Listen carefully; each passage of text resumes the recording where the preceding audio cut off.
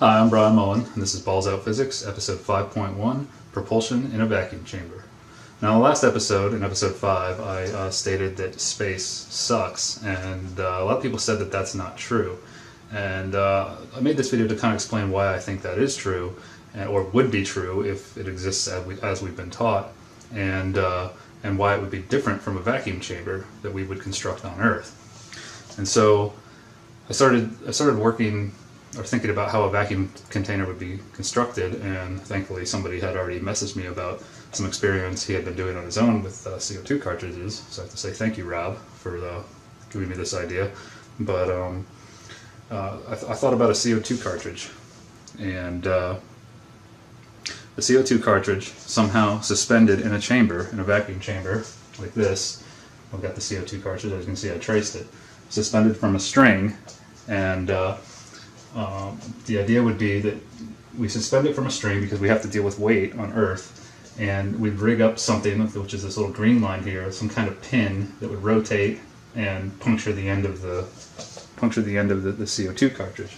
Okay, and that would spray the contents of the CO2 cartridge out, and we'd be able to test whether it works or not.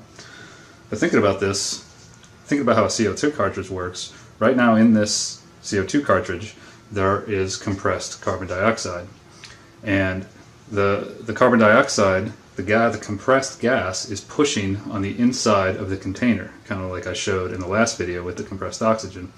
Okay, but at the same time, the air pressure, the 14.7 psi that I also pointed out was considered atmospheric pressure, is pushing back on the container. So the net difference between the CO2 pushing on the inside of the container and the atmospheric pressure, or the air pressure, pushing on the outside of the container is how you determine what force is on the actual container. And then the container has to be strong enough to resist that force, or it would rupture. And so, since if you puncture the end of this CO2 cartridge, all the CO2 is going to come flying out. If you had it in your fingers, it would want to shoot out of your fingers, right? And I believe that's because, yes, the thrust is creating a reaction on the CO2 cartridge and pushing it, but also the CO2 is pushing against the air, and the air is pushing back. Okay? Whereas in a vacuum, I don't think you would have that. But then you've also got the vacuum chamber to construct, and that is basically done in the exact opposite way. Okay, so you have this vacuum chamber that I just drew as a big box here. I actually got this idea from watching something Mythbusters did, and you'd have to have a pump on it to suck all the air out. Now, to visualize how that would work in reverse, you can just use a bottle. Okay, and no jokes about this, but when you go to suck the air out of the bottle, you're sucking the air out, which is pulling on the inside of the walls, and the atmospheric pressure is also pushing on the outer wall. So when you suck, it collapses, right? So you have to build this chamber to be strong enough to resist that outside pressure pushing on the walls. Excuse me, I should think all the force is from the outside pressure pushing in. When you try to suck it in, that's when you really experience the weight of the air, or the pressure of the air on the outside of the container, because you're pulling the pressure out from the inside, creating the pressure differential. All right, and so this is why I think that space sucks, because space doesn't have a container. As it's theorized, our universe, as we've been taught, is supposed to be expanding infinitely. It never stops expanding. So space always has more space to expand into. So any propulsion that's sprayed out into space is just going to expand infinitely with the rest of space. There's no way for pressure to develop. See what I'm saying? And so to create this vacuum chamber, the first thing you would do before you run the experiment is turn on the pump to suck all the air out. Okay, so all of the air in the container gets sucked out. Okay,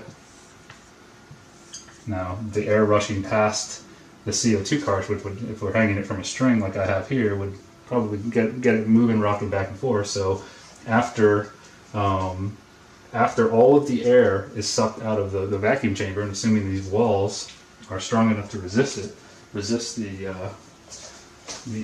the air pressure that is pushing on it from the outside, then we now have a vacuum, or a vacuum chamber, with zero pressure, not negative pressure, or like I said in episode 5, or that not a constant sucking pressure. Once the pump kicks off and you don't have any stuff or any air left inside the vacuum chamber, then you just have this positive pressure pushing on the wall, and the pressure in here is essentially zero.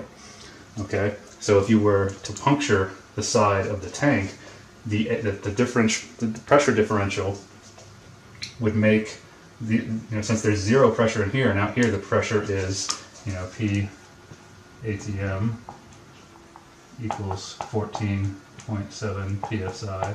Since you have that pressure out there, all the air is going to want to rush into the vacuum chamber. Okay, so suck all the air out. All right, turn the pump on, suck all the air out. Okay, CO2 cartridge stops swinging.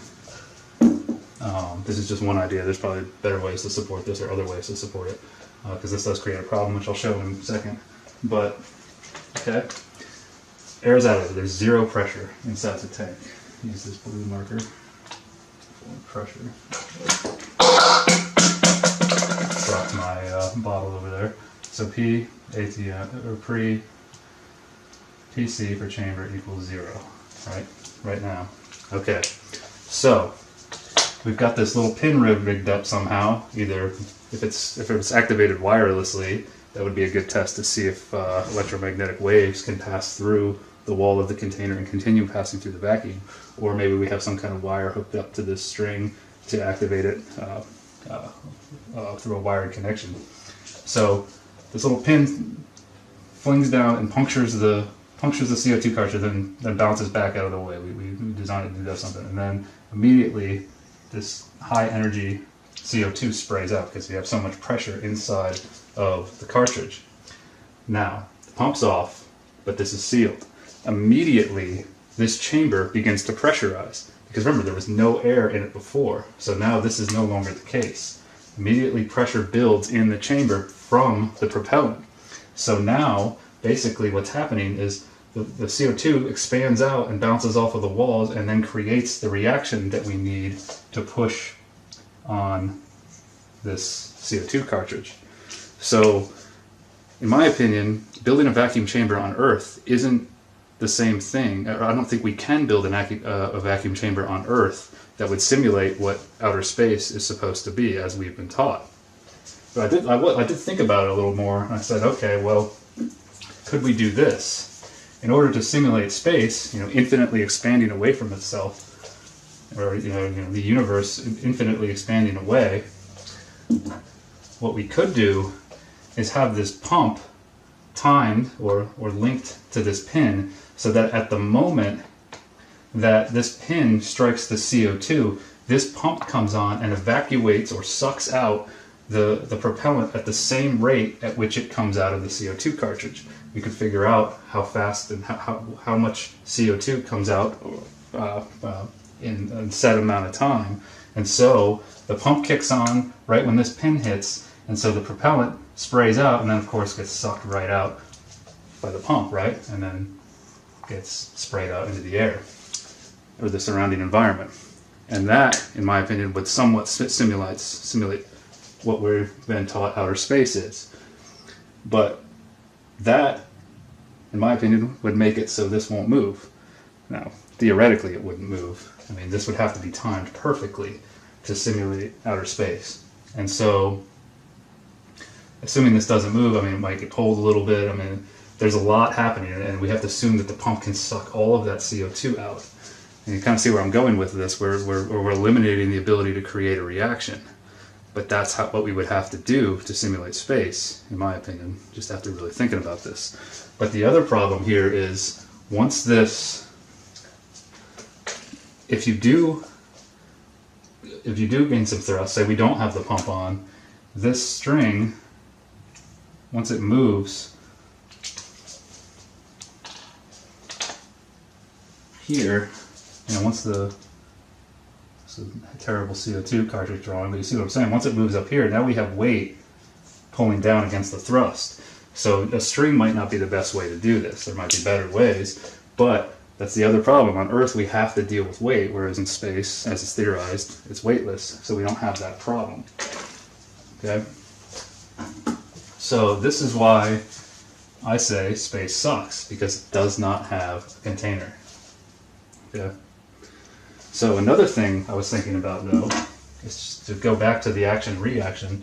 If you've got this set up to do this and it works and you get no movement in here as we should expect, okay, based on action-reaction, now you have a force, you have this propellant being ejected from this pump, which is pushing on the container. So just to keep, stay in the spirit of Newton's third law and action-reaction, now there's a force pushing on this pump. This force is pushing this way, so you get a reaction this way, and then that in turn is pushing on the vacuum chamber. Now, chances are that force isn't going to be very large, and the weight of the container is enough to create friction between the ground, which I have here by these dashed lines. This is typically how we sketch ground in structural engineering. You'll have the weight of the container multiplied by a friction coefficient will give you a resulting force of friction here, which will resist that force and keep it from moving. Okay, so just keep that in mind. So this is why I don't think we can even really, this would be so hard to time and do, and we're essentially defeating the purpose of the propellant by sucking it out as it's sprayed out of the CO2 cartridge. But the point of doing this episode is to show that when the CO2 leaves the cartridge in space, or what it would be compressed oxygen, but this is a pretty good representation of how those little jets work. When the oxygen is sprayed out into space, it just expands with space. There's nothing to push back. Whereas if you didn't have this pump on, as I've got shown here, you don't have the pump on, then the container fills with the CO2 propellant, and it becomes pressurized again, and so that would affect this. It would create a reaction, and you would probably see the CO2 cartridge move. So just wanted to go over that real quick and explain why I said space sucks and why it wouldn't suck in a container unless we had the pump turned on. So thought I'd make this short video and to continue thinking about the action-reaction process. I'm planning to do another sub-video, 5.2, in which I want to use a spring in lieu of the compressed gas to simplify things and to show why I don't think conservation of momentum would work, or using that principle would show that the